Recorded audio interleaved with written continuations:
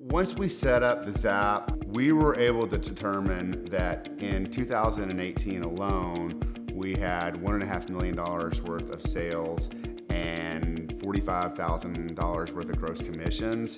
This is really next level, that we can create this postcard, this customized postcard for a client without any manual interventions. Grabbing people's information from different points on our website and our quoting forms, and then with the Zap, they get put into our MailChimp marketing funnels, and so we get to hang on to them and try to turn several of these leads into new customers.